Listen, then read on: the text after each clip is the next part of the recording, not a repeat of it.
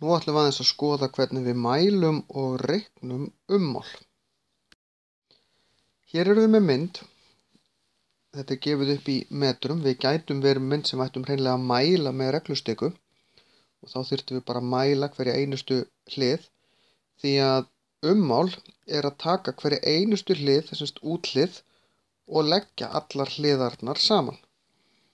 En vegna þess að þessi mynd er samhverf, hún er kannski ekki rosalega vel teiknuð hjá mér, en ef að þessi hlið er 4 þá er þessi hérna líka 4, þessi er 8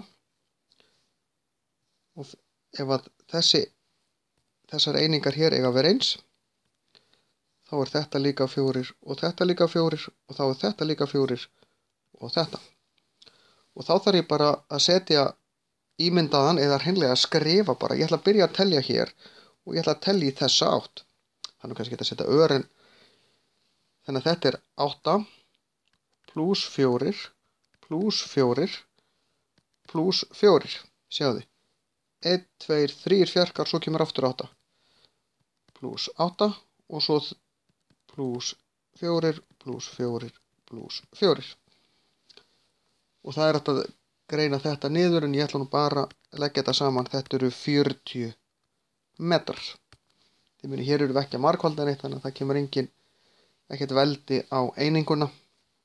Þetta er sem sagt bara að fara hérna hringinn í kringum þetta, væru 40 metrar. Ég ætla að leggja girðingu í kringum túnblett sem er rétthyrningur. Lengri hliðin er 5 metrar, lengri styttri hliðin. Ummálið 26, hver er lengd styttri hliðarinnar? Hér er algjört lykilatriði að teikna þetta upp. Bara teikna upp skýringamynd. Ummálið er 26 metrar. Hvað vitum við? Lengri hliðin er pluss 5. En styttri hliðin, þá skulum við kalla styttri hliðina x. Þá er lengri hliðin, styttri hliðin x pluss 5. Þetta er þá líka x pluss 5 og þetta er líka x af því þetta er styttri hlið. Síðan leggjum við þetta bara allt saman.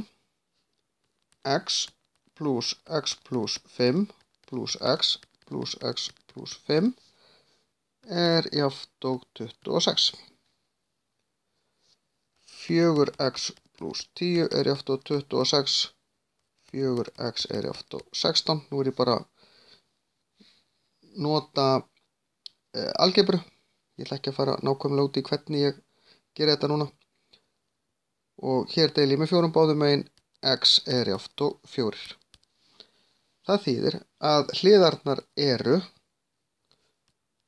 4 og 9.